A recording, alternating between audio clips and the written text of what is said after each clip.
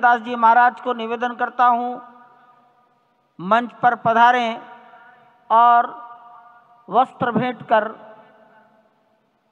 अपना सम्मान, अपनी कृतज्ञता ज्ञापन करें मंच पर बैठे हुए महानुभावों के प्रति। पूज्य गोविंद देव जी महाराज, माननीय प्रधानमंत्री जी के लिए, विश्व प्रसन्न तीर्थ जी महाराज डॉक्टर मोहन राव भागवत के लिए, महंत दिनेन्द्र दास जी महाराज माननीय मुख्यमंत्री योगी जी के लिए वस्त्र, मालूम है उनको मालूम है।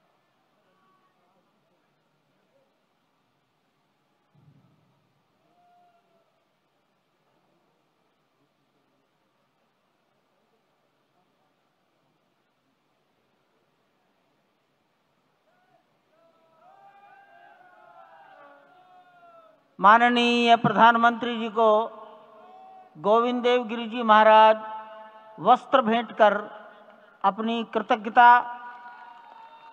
प्रधानमंत्री जी के प्रति अपना सम्मान प्रकट कर रहे हैं। अन्य महानुभाव सम्मानार्थ खड़े हैं। पेजावर स्वामी जी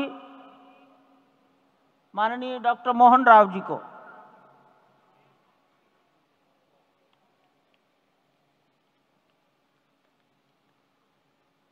महंत दिनेन्द्र दास जी योगी आदित्यनाथ जी के प्रति,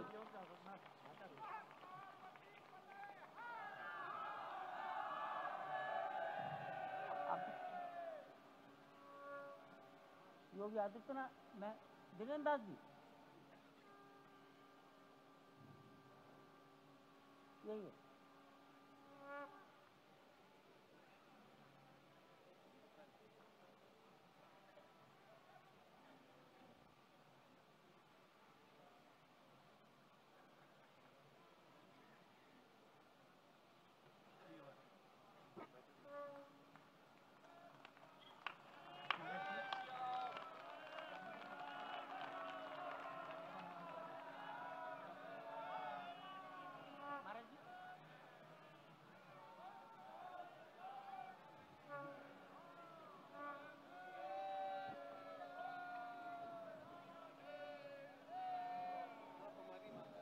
माननीय प्रधानमंत्री जी दिल्ली में राम जन्मभूमि के इस पावन प्रसंग पर एक डाक टिकट जारी कर चुके हैं।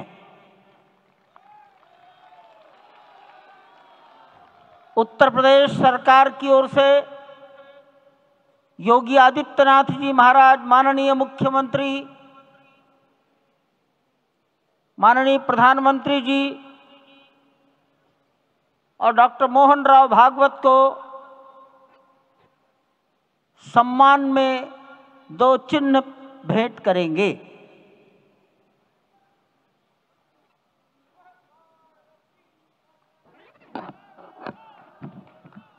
ये राम जन्मभूमि मंदिर के चांदी के 2 बड़े मॉडल हैं।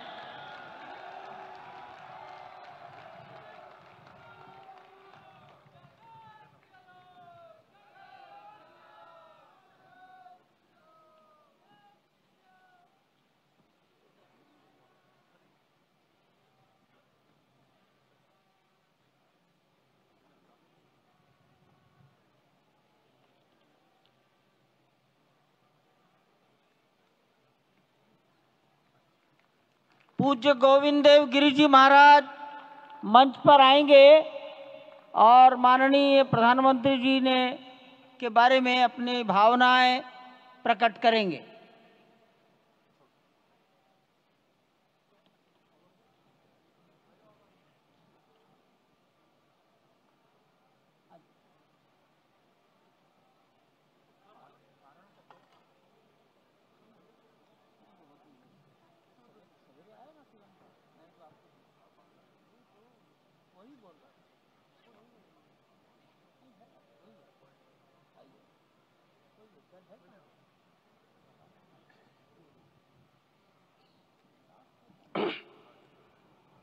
आपदामपहर्तारं दातारं सर्वसंपदां लोकाभिरामं श्रीरामं भूयो भूयो नमाम्यहम्।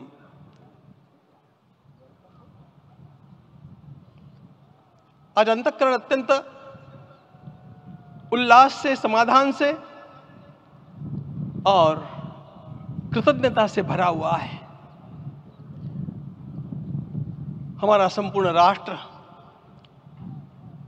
और पूरा विश्व भी आज भगवान श्री राम की प्रतिष्ठा से आलोकित होने का पर्व आरंभ हो चुका है।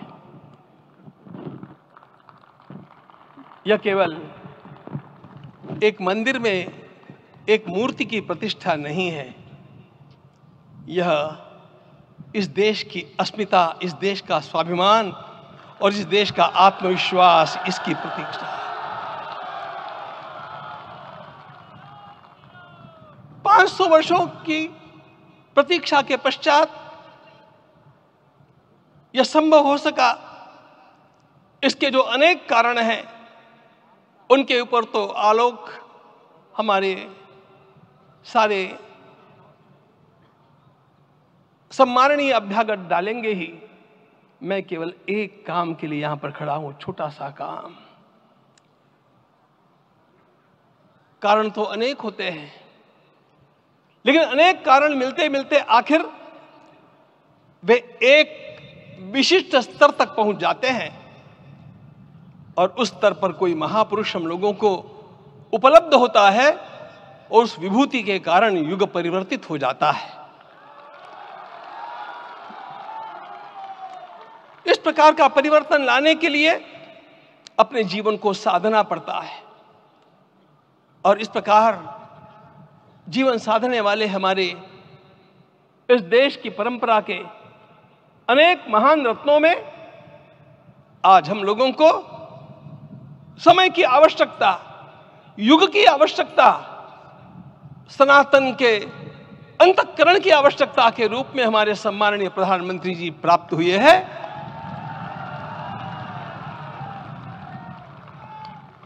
यह केवल इस देश का नहीं, यह संपूर्ण विश्व का सौभाग्य है कि आज एक ऐसा राजदर्शी हम लोगों को प्राप्त हुआ।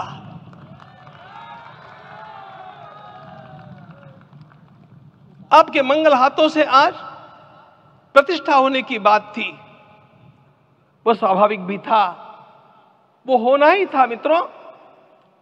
लेकिन मुझे इस बात का आश्चर्य हुआ जब मुझे लगभग 20 दिन पूर्व समाचार मिले कि माननीय प्रधानमंत्री जी को इस प्रतिष्ठा के लिए स्वयं अपने लिए क्या क्या अनुष्ठान करके सिद्ध करना चाहिए स्वयं को, उसकी नियमावली आप लिख करके भेजें।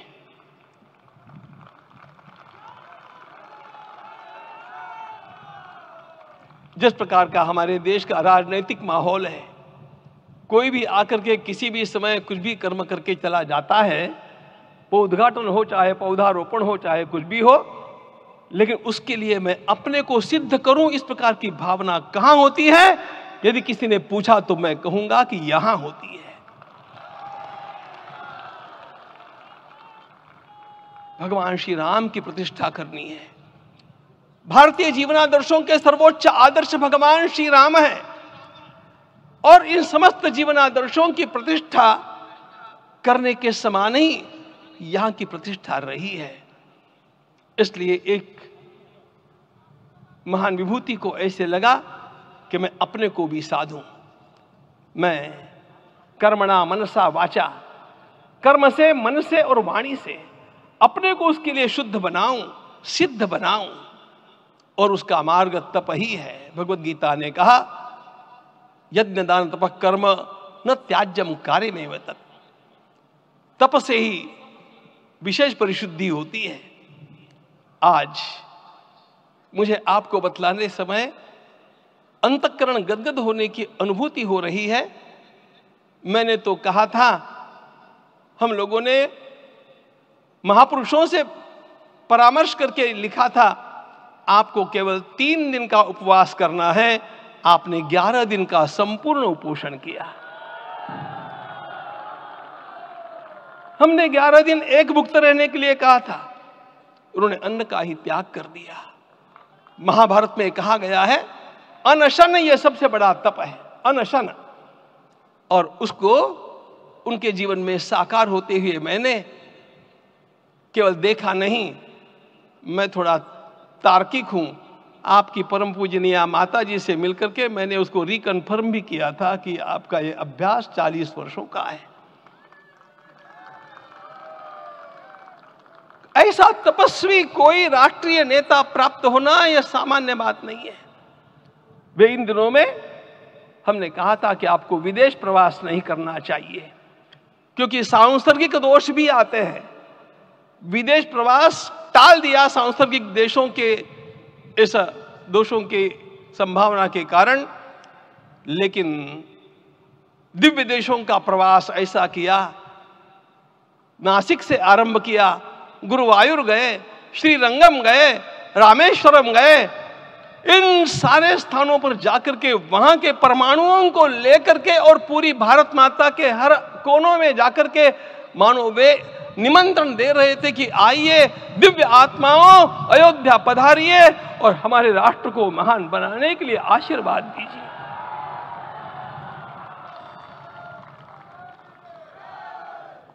हमने केवल कहा था 3 दिनों तक आपको भूमि शयन करना चाहिए। 11 दिनों से आप भूमि शयन कर रहे हैं। इस कड़कड़ाती ठंड में इस प्रकार का शयन करना, मित्रों, ब्रह्मा जी ने सृष्टि को निर्माण किया। उस समय उन्होंने एक शब्द को सुना था। भारत की संस्कृति का सबसे मूल शब्द है तप, तप इति। हमारे पूज्य गुरुदेव के गुरुदेव परम गुरु कहा करते थे, कांची के परमाचार्य जी महाराज, तपश्चर। मैं जब भी उनसे मिलता था वे कहते थे तपश्चर। आज तप की कमी हो गई है और उस तप को हमने साकार आप में देखा।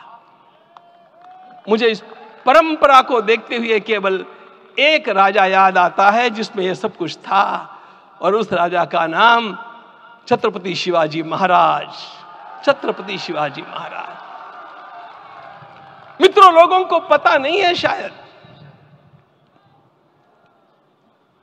वे स्वयं जब मल्लिकार्जुन के दर्शन के लिए श्रीशैलम के ऊपर गए, 3 दिन का उपवास किया, 3 दिन शिव मंदिर में रहे और महाराज ने कहा कि मुझे राज्य नहीं करना है, मुझे संन्यास लेना है, मैं शिव जी की आराधना के लिए जन्मा हूं, मुझे संन्यास लेना है, मुझे वापस मत ले जाइए।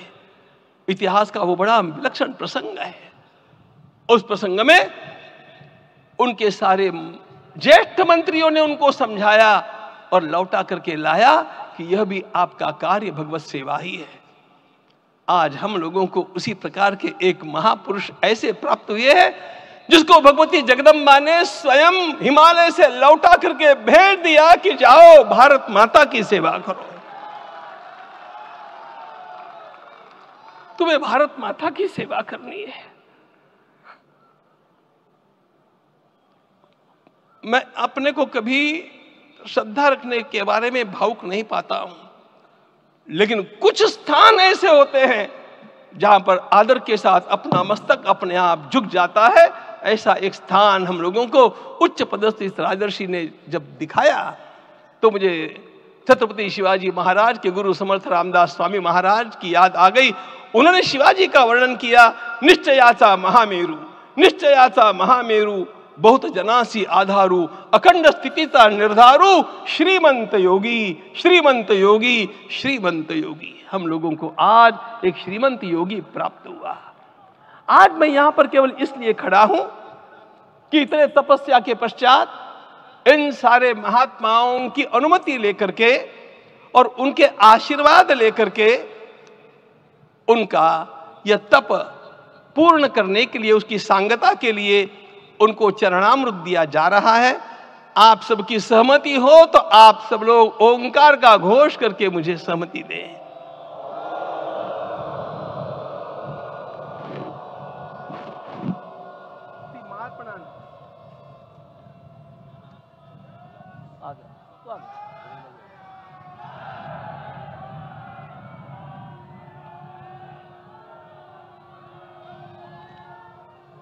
अपना उपवास पूर्ण कर रहे हैं माननीय प्रधानमंत्री जी। 11 दिवसीय उपवास को वो पूर्ण कर रहे हैं।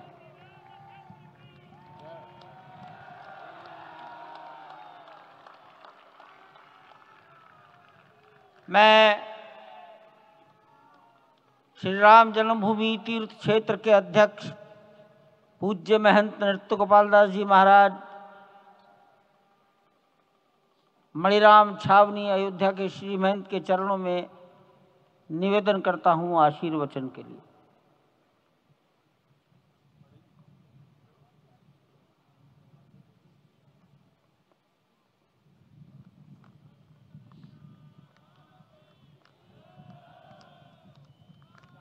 कॉर्डलेस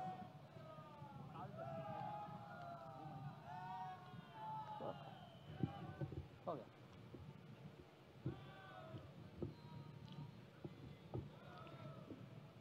श्री सीताराम जी महाराज की जय। बड़े सौभाग्य की बात है, भगवान राम की पावन जन्मभूमि पर भगवान का महोत्सव हो रहा है। इससे बढ़कर के और क्या बात हो सकती है। वास्तव में भगवान की लीला ऐसी है कि इसका वर्णन नहीं किया जा सकता है। इसलिए हम सभी लोग भगवान राम की पावन जन्मभूमि पर हृदय से अपना स्नेह, अपनी श्रद्धा समर्पित करते हैं। माननीय मुख्यमंत्री योगी आदित्यनाथ जी महाराज।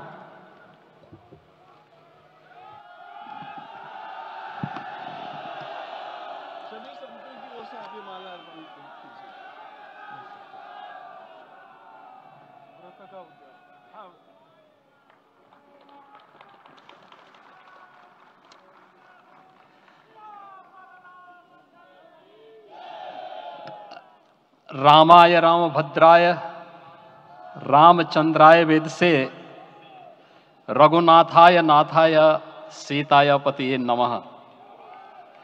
श्री रामलला भगवान की, श्री रामलला भगवान की, भारत माता की, भारत माता की, सरयू माता की, सरयू माता की जय जय सीताराम।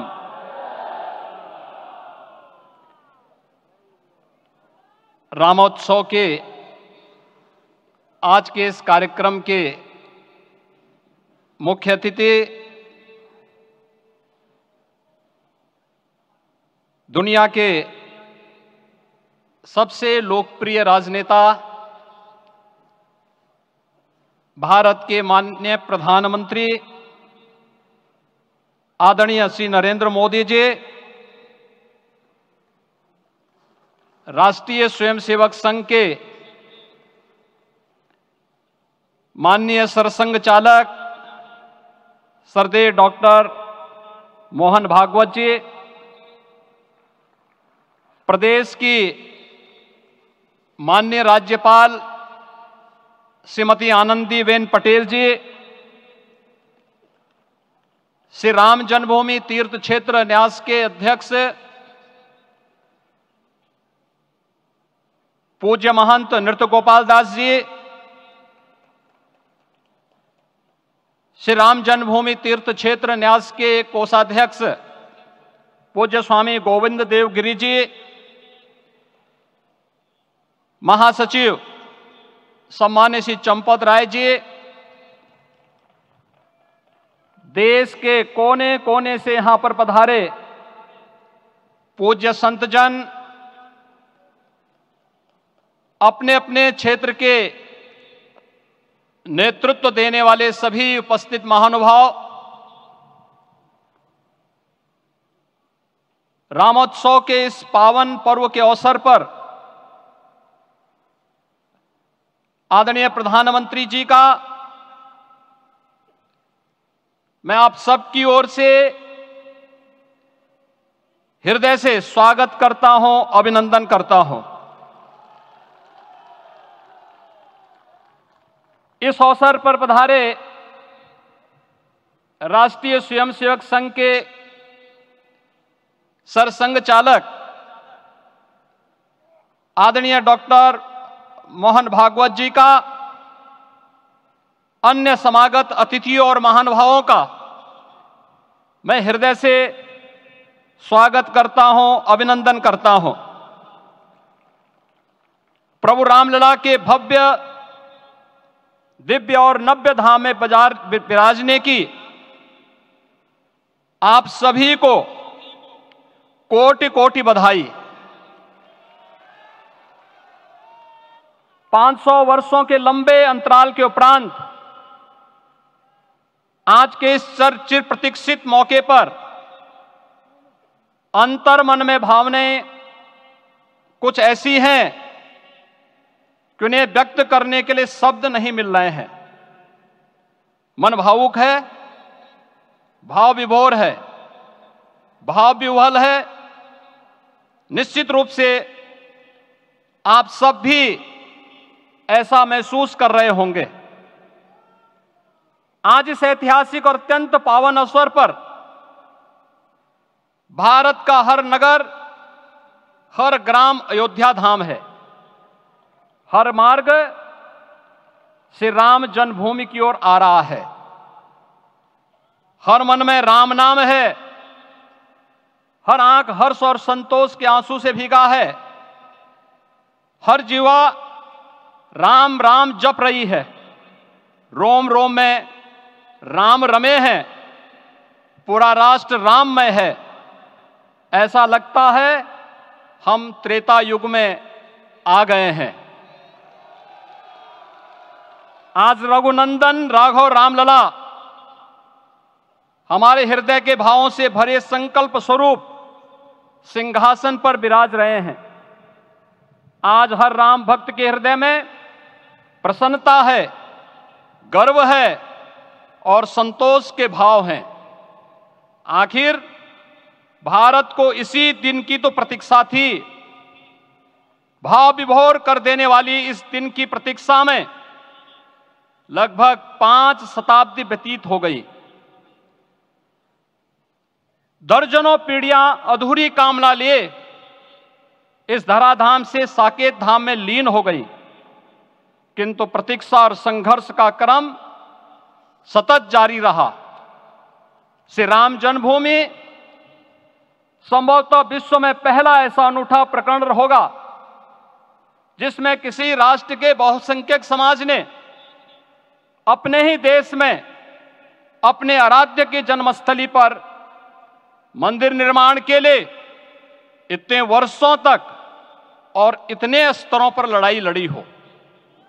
संतों, सन्यासियों, पुजारियों, नागाओं, निहंगों, बुद्धिजीवियों, राजनेताओं, जनजातियों सहित समाज के हर वर्ग ने जाति पाति, विचार दर्शन, उपासना पद्धति से ऊपर उठ करके राम काज के लिए स्वयं को उत्सर्ग किया। अंततः वह शुभ अवसर आ ही गया जब कोटि कोटि आस्थावानों के त्याग और तप को पूर्णता प्राप्त हो रही है। आज आत्मा प्रफुल्लित है इस बात से कि मंदिर वही बना है जहां बनाने का संकल्प लिया था। संकल्प और साधना की सिद्धि के लिए हमारी प्रतीक्षा की इस समाप्ति के लिए और संकल्प की पूर्णता के लिए आदरणीय प्रधानमंत्री श्री नरेंद्र मोदी जी का हृदय से आभार और अभिनंदन। माननीय प्रधानमंत्री जी, 2014 में आपके आगमन के साथ ही भारतीय जनमानस कह उठा था कि मोरे जिय भरोस दृढ़ सोई, मिलहि राम सगुन शुभ होई। अभी गर्भगृह में वैदिक विधि विधान से रामलला के बाल विग्रह के प्राण प्रतिष्ठा को हम सब साक्षी बने हैं। अलौकिक छवि है हमारे प्रभु की, बिल्कुल वैसे ही जैसे तुलसीदास जी ने कहा कि नव कंज लोचन कंज मुख कर कंज पद कंजारुणम। धन्य है वह शिल्पी जिसने हमारे मन में बसे राम की छवि को मूर्त रूप प्रदान किया है। विचारों और भावनाओं की विहलता के बीच मुझे पूज्य संतों और अपनी गुरु परंपरा का पुण्य स्मरण हो रहा है। आज उनकी आत्मा को असीम संतोष और आनंद की अनुभूति हो रही होगी। जिन परंपराओं की पीढ़ियां श्री राम जन्मभूमि मुक्ति यज्ञ में अपनी आहुति दे चुकी है, उनकी पावन स्मृतियों को मैं यहां पर कोटि कोटि नमन करता हूं। श्री राम जन्मभूमि महायज्ञ न केवल सनातन आस्था और विश्वास की परीक्षा का काल रहा, बल्कि संपूर्ण भारत को एकात्मता के सूत्र में बांधने के लिए राष्ट्र की सामूहिक चेतना जागरण के ध्येय में भी सफल सिद्ध हुआ है। सदियों के बाद भारत में हो रहे इस चिर प्रतीक्षित नवविवाह को देख अयोध्या समेत पूरा भारत का वर्तमान आनंदित हो उठा है। भाग्यवान है हमारी पीढ़ी जो इस राम काज के साक्षी बन रहे हैं, और उससे भी बड़भागी हैं वो जिन्होंने सर्वस्व इस राम काज के लिए समर्पित किया है और करते चले जा रहे हैं। जिस अयोध्या को अवनी की अमरावती और धरती का वैकुंठ कहा गया, वह सदियों तक अभिषिप्त थी, उपेक्षित रही, सुनियोजित तिरस्कार झेलती रही। अपनी ही भूमि पर सनातन आस्था पद्दलित होती रही, चोटिल होती रही, किंतु राम का जीवन हमें संयम की शिक्षा देता है और भारतीय समाज ने संयम बनाए रखा। लेकिन हर एक दिन के साथ ही हमारा संकल्प और भी दृढ़ होता गया, और आज देखिए पूरी दुनिया अयोध्या के वैभव को निभा रही है। हर कोई अयोध्या आने को आतुर है।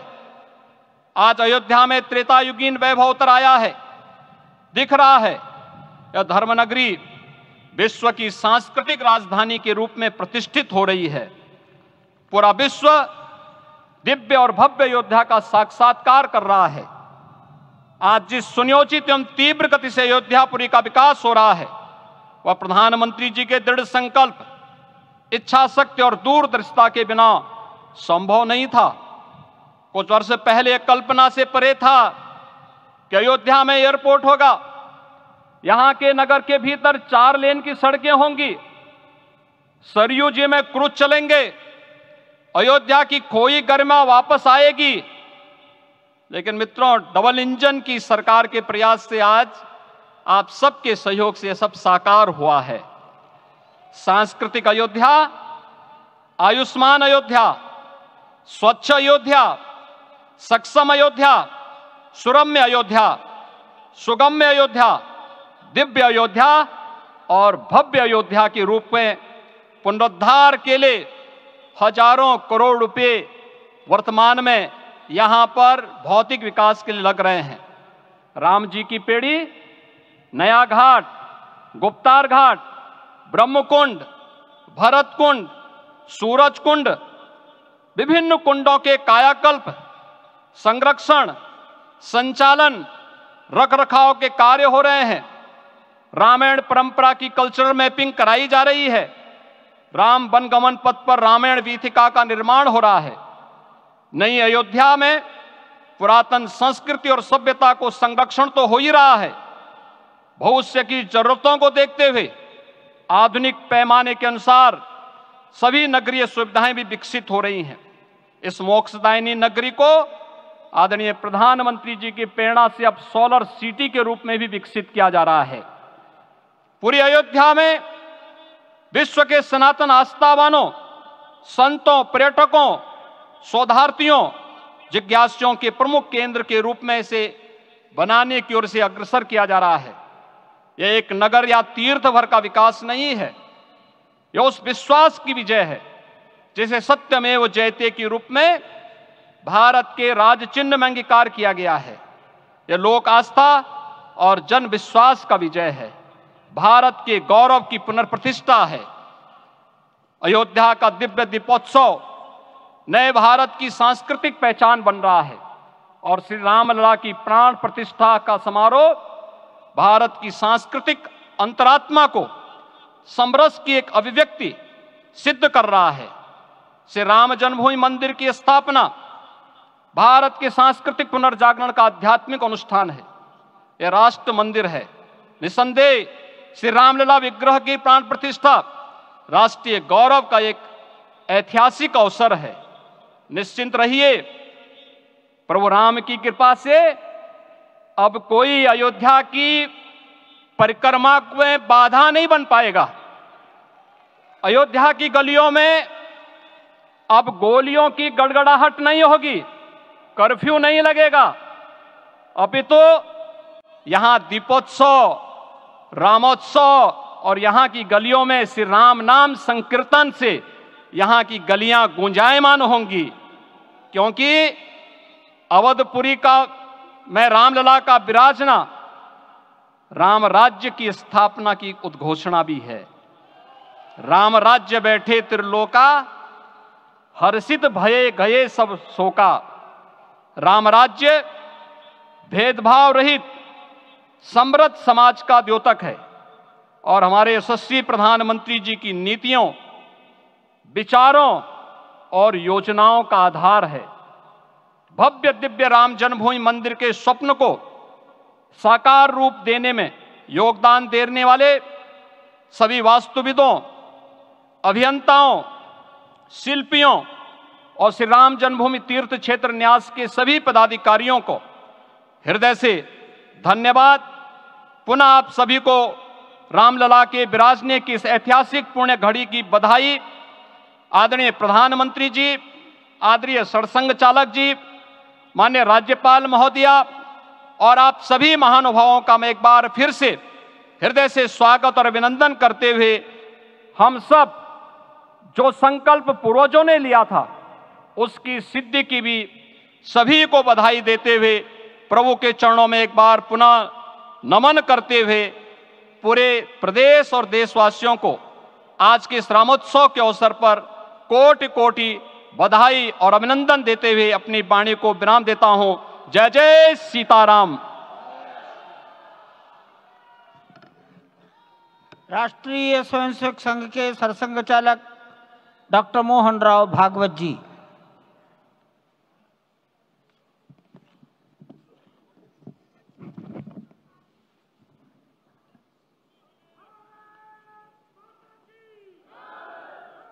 आदरणीय प्रधानमंत्री जी, उत्तर प्रदेश के आदरणीय मुख्यमंत्री जी, आदरणीय राज्यपाल महोदया, देश के आज विद्यमान सभी पंथ संप्रदायों का प्रतिनिधित्व करने वाले हमारे संत, ऋषि, आचार्य गण और समाज के सब स्तरों का प्रतिनिधित्व करने वाले निमंत्रित महानुभाव, आज का आनंद शब्दों में वर्णनातीत है और उसके वर्णन करने का प्रयास इसके पहले के वक्तव्यों में अच्छा हो गया है। यह भी बता दिया गया है और हम जानते भी हैं कि आज अयोध्या में रामलला के साथ भारत का स्व लौट के आया है।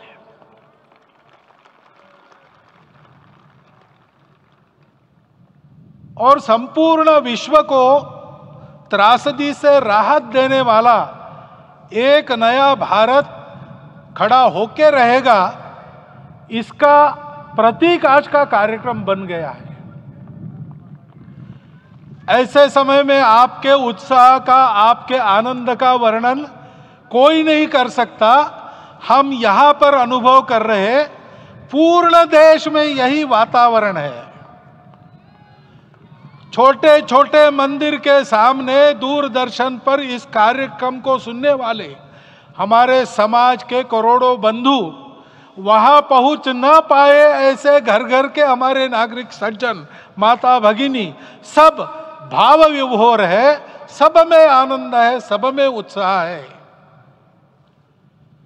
और ऐसे समय में जोश की बातों में थोड़ी सी होश की बात करने का काम मुझे ही दिया जाता है।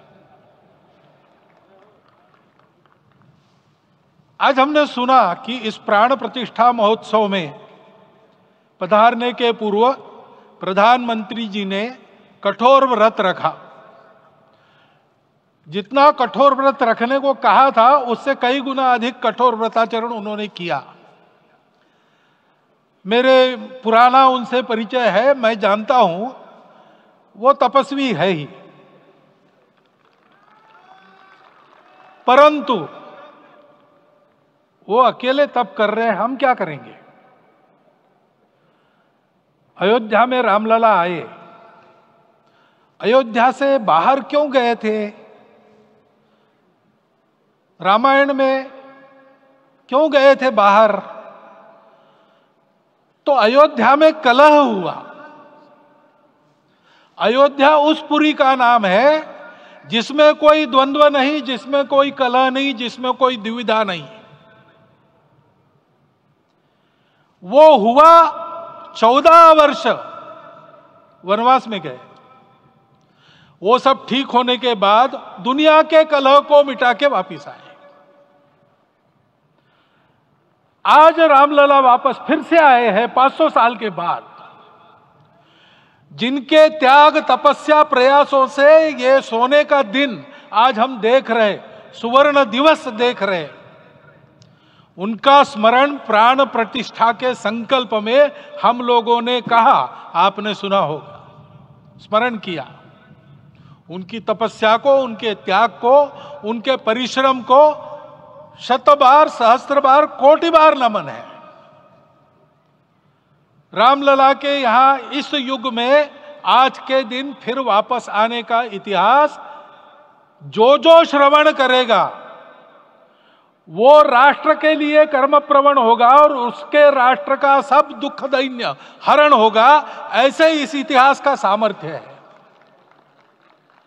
परंतु उसमें हमारे लिए कर्तव्य का आदेश भी है। प्रधानमंत्री जी ने तप किया, अब हमको भी तप करना है। राम राज्य आने वाला है, वो कैसा था? दैहिक दैविक भौतिक तापा, राम राज नहीं कहु व्यापा। सब नर करहि परस्पर प्रीति, चलहि स्वधर्म निरत श्रुति नीति। सब निर्दंभ धर्म रत पुनि, नर अरु नारी चतुर सब गुनी। सब गुणज्ञ पंडित सब ज्ञानी, सब कृतज्ञ नहीं कपट सयानी।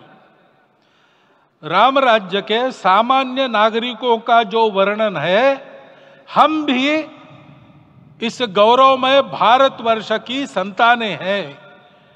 कोटि कोटि कंठ उसका जयगान करने वाले हमारे हैं। हमको इस प्रकार के व्यवहार को रखने का तप आचरण करना पड़ेगा। हमको भी सारे कलह को विदाई देनी पड़ेगी। छोटे छोटे परस्पर मत रहते हैं, छोटे छोटे विवाद रहते हैं, उसको लेकर लड़ाई करने की आदत छोड़ देनी पड़ेगी। आखिर है क्या? ये बात बताई, वो सामान्य नागरिक कैसे थे? निर्दंभ, प्रामाणिकता से आचरण करने वाले, केवल बातें करने वाले नहीं और बातें करके उसका अहंकार पालने वाले नहीं थे। काम करते थे, आचरण करते थे और अहंकार नहीं था। ऐसे वो थे और धर्मरत थे। यानी क्या थे? इस पर कठिन भाषा में प्रवचन बहुत लंबा हो सकता है, लेकिन थोड़े में धर्म के जो 4 मूल्य जिनकी चौखट पर धर्म है, ऐसा श्रीमद् भागवत में बताया है, सत्य करुणा शुचिता तपस, उसका आज हमारे लिए युगानुकूल आचरण क्या है? तो सत्य कहता है कि सब घटों में राम है, ब्रह्म सत्य है, वही सर्वत्र है। तो हमको ये जानकर आपस में समन्वय से चलना होगा, क्योंकि हम चलते हैं, सबके लिए चलते हैं, सब हमारे हैं, इसलिए हम चल पाते हैं। और इसलिए आपस में समन्वय रखकर व्यवहार करना, यह धर्म का पहला जो पैर है, सत्य, उसका आचरण है। करुणा दूसरा कदम है, उसका आचरण है सेवा और परोपकार। सरकार की कई योजनाएं गरीबों को राहत दे रही, सब हो रहा है, लेकिन हमारा भी कर्तव्य है, ये सब समाज बांधव हमारे अपने बंधु है, तो जहां हमको दुख दिखता है, पीड़ा दिखती है, वहां हम दौड़ जाए, सेवा करें, दोनों हाथों से कमाएं, अपने लिए न्यूनतम आवश्यक रखकर बाकी सारा वापस दे, सेवा और परोपकार के माध्यम से। यह करुणा का अर्थ आज है। शुचिता पर चलना है, यानी पवित्रता होनी चाहिए। पवित्रता के लिए संयम चाहिए, अपने को रोकना है। सब अपनी इच्छाएं, सब अपने मत, सब अपनी बातें ठीक होंगी ही ऐसा नहीं, और होगी तो भी अन्यों के भी मत है, अन्यों की भी इच्छाएं हैं, और इसलिए अपने आप को संयम में रखते हैं तो सारी पृथ्वी सब मानवों को जीवित रखेगी। गांधी जी कहते थे, earth has enough for everyone's need but it cannot satisfy everyone's greed. तो लोभ नहीं करना, संयम में रहना और अनुशासन का पालन करना, अपने जीवन में अनुशासित रहना, अपने कुटुंब में अनुशासन रहना, अपने समाज में अनुशासन रहना। सामाजिक जीवन में नागरिक अनुशासन का पालन करना। भगिनी निवेदिता कहती थी कि स्वतंत्र देश में नागरिक संवेदना रखना और नागरिक अनुशासन का पालन करना, यही देशभक्ति का रूप है। इससे जीवन में पवित्रता आती है। और तपस का तो मूर्तिमान उदाहरण आपके सामने आज दिया गया। व्यक्तिगत तपस तो हम करेंगे, सामूहिक तपस क्या है? संगच्छध्वम संवदध्वम सम वो मनांसी जानता। हम साथ चलेंगे, बोलेंगे आपस में, उसमें से एक सहमति का संवाद निकालेंगे, एक ही भाषा बोलेंगे, वो वाणी मन वचन कर्म समन्वित होगा और मिलके चलेंगे, अपने देश को विश्व गुरु बनाएंगे। ये तपस हम सबको करना है। 500 वर्षों तक अनेक पीढ़ियों ने लगकर परिश्रम करके, प्राणों का बलिदान देके, खून पसीना बहाकर आज ये आनंद का दिन सारे राष्ट्र को उपलब्ध करा दिया। उन सब के प्रति हमारे मन में कृतज्ञता है। मैं यहां बैठता हूं तो मेरे मन में विचार आता है कि मुझे बिठाया, मैंने क्या किया? वो तो जो उन्होंने किया उसका प्रतिनिधि भी मुझे बनाया गया है। उस प्रतिनिधि के नाते मैं ये अवदान स्वीकार करता हूं और उन्हीं को अर्पण करता हूं। परंतु उनका ये व्रत हमको आगे लेके जाना है। जिस धर्म स्थापना विश्व में करने के लिए राम का अवतार हुआ था, उस धर्म स्थापना को अनुकूल स्थिति अपने आचरण में, अपने देश में उत्पन्न करना, यह अपना कर्तव्य बनता है। रामलला आए हैं हमारे मन को आह्लादित करने के लिए, उत्साही करने के लिए, प्रेरणा देने के लिए, साथ साथ इस कर्तव्य की याद दिलाकर उसमें कृति प्रवण करने के लिए आए हैं। उनका आदेश सर पे लेके हम यहां से जाए। सब लोग तो यहां आ नहीं सके, लेकिन वो सुन रहे, देख रहे। अभी इसी क्षण से इस व्रत का पालन हम करेंगे तो मंदिर निर्माण पूरे होते होते विश्व गुरु भारत का निर्माण भी पूरा हो जाएगा। इतनी क्षमता हम सबकी है। इसका मैं एक बार स्मरण देता हूं, आप सबको धन्यवाद देता हूं और मेरे 4 शब्द समाप्त करता हूं। भारत के यशस्वी प्रधानमंत्री माननीय नरेंद्र भाई मोदी जी अपने मनोभाव प्रकट करेंगे।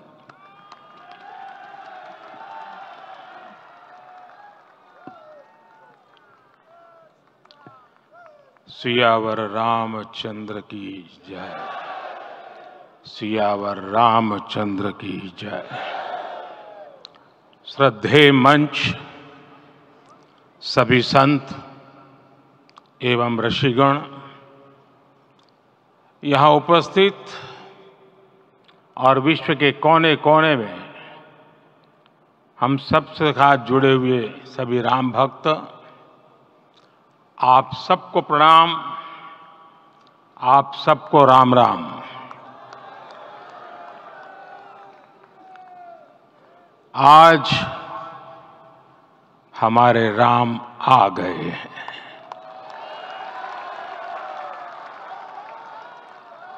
सदियों की प्रतीक्षा के बाद हमारे राम आ गए हैं। सदियों का अभूतपूर्व धैर्य, अनगिनत बलिदान, त्याग और तपस्या के बाद हमारे प्रभु राम आ गए हैं। इस शुभ घड़ी की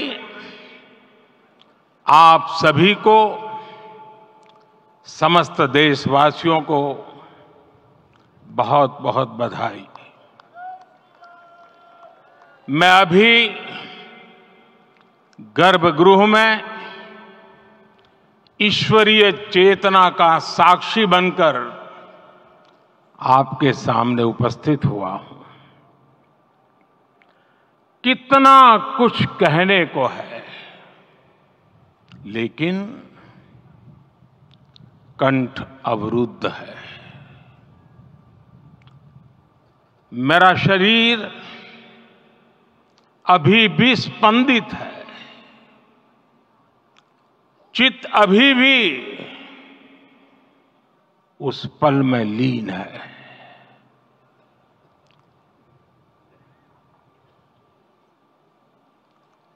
हमारे रामलला